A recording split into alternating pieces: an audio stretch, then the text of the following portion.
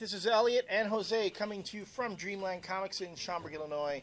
Thank you for joining us here on the Comic Culture Warrior video channel. Also, thank you to all of you out there who were telling us about all the reviews that were going on out there about Ash Saves Obama #1. I'm going to tell you right now. Thank you for passing that on, and if people are saying good things about it, that's even better. But I'm not going to read reviews. Because Elliot's above that. Because, as Jeff Johns has said, you will go nuts concerning yourself what they say about you on the internet. You will go bonkers. And did you just compare yourself to Jeff Johns? No. I'm going to compare myself to Dan Slott, because Dan Slott will spend time on the internet talking. And don't get me wrong, I am not going to criticize him for that, because it was because of Dan Slott's concern about what people said about him on the internet that I was able to score that interview with him last year, where he, talked about the Brand New Day events even before a lot of that stuff happened. So I'm not going to fault him for that, because I made out for it. But on the other hand, yes, you can drive yourself nuts worrying about what people say about your books on the internet. And in the end, if people love them, that's great. If people don't like them, hey, sorry, I tried. And I just try to do better the next time. So, but there have been folks who, our viewers, have been commenting to me that they've read the book, that they've enjoyed it. If you say it on did you read that short novella that your brother left on the... Yeah, he left it on the blog. He asked to be able to talk about it on the blog, so I said, sure, fine.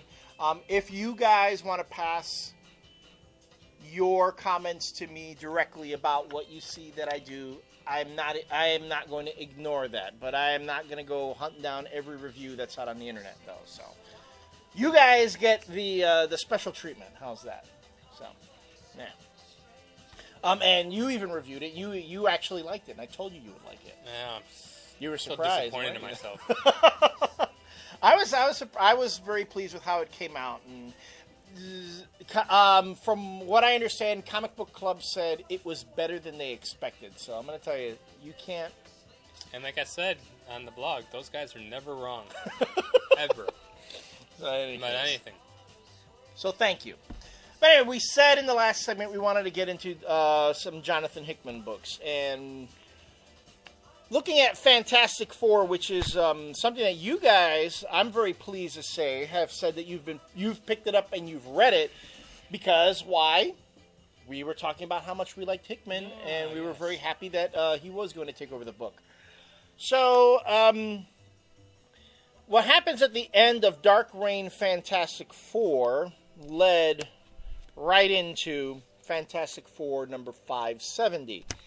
And I read these two back to back, because I don't know how I could have missed this last issue of Dark Reign. Maybe it came out when you went to San Diego. When I went to San Diego, yeah.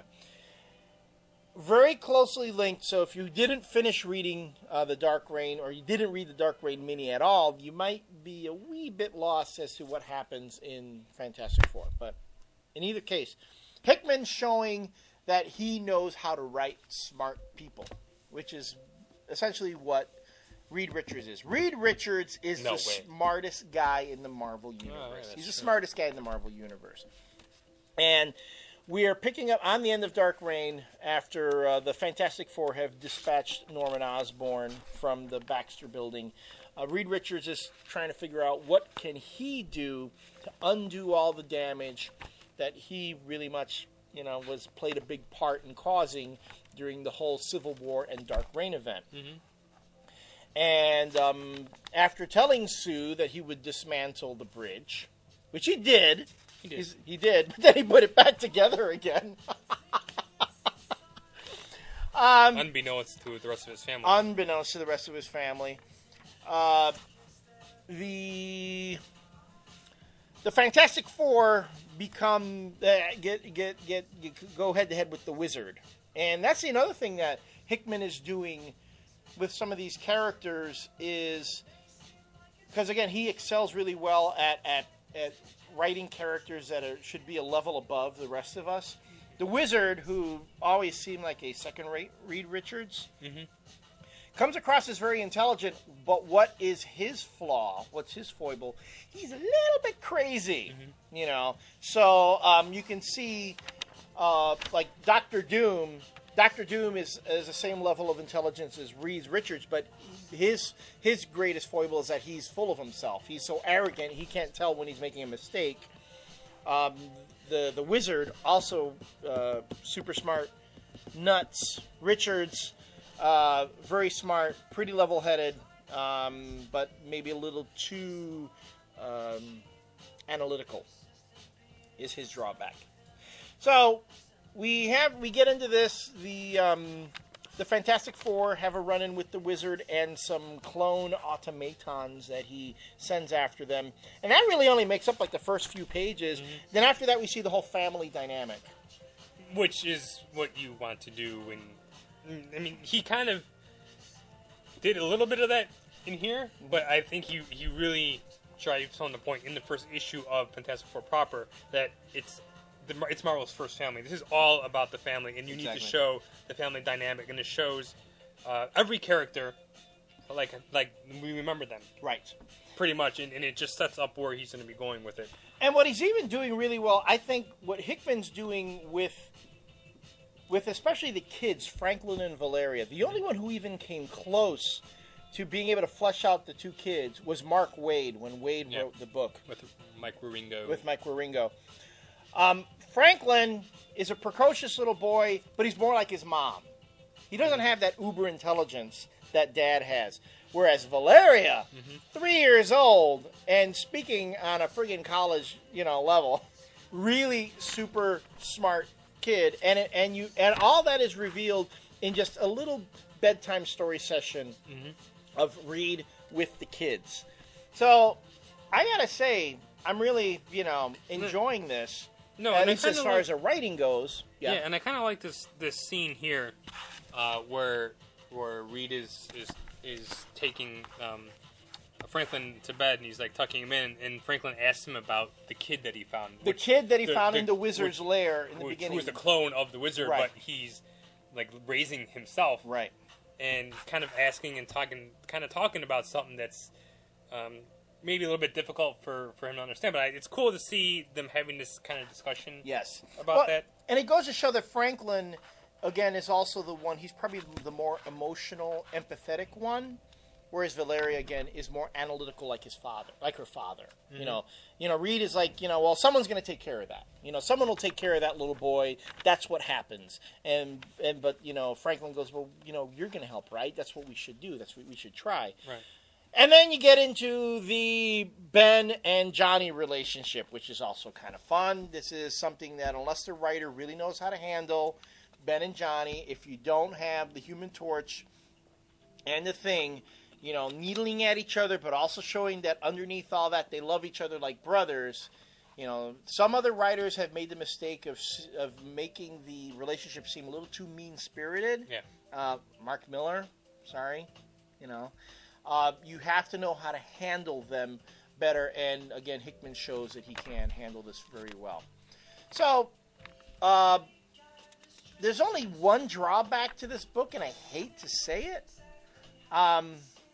but the art kind of is not doing it for me. I can see where Dale Englisham is going with this. He's going for more of a classic Kirby look. Yeah. But man, Mr. Fantastic looks buff. And I don't think even Jack Kirby drew him that way. Yeah. It's with the rippling muscles, the guns. Distracting. I really didn't like that. I like the fact that they're taking the classic Fantastic Four designs and trying to update them. And speaking of which, actually you can't really tell on this one. Go ahead, keep talking. So, one of the things about Dale Englisham's work, the guy is he's a really good artist. And it's just really his style. Classic that logo. kind of a style that doesn't help. I'm not crazy about. Maybe it'll grow on me over time. This cover, though, he did do this. This one. This one of I like the Alan Davis one better though. But yeah, like as Jose just showed on the because it has like the four heads. The whole 70s, the old 70s logo, which is kind of neat. But after all that hoopla about the new trade dress on Fantastic Four. Well, this is so during much the Miller better run. than that Miller. We talked about that. Yeah. That logo was terrible. I liked hated it. I I hated liked it. it. I'm glad that they They went went the back- exact opposite way. Well, they went back to the '70s one, which was kind of neat. Yeah, and so and just to touch on this whole thing with Reed Richards from multiple universes. Right. I'm kind of let down by this because this has already been done.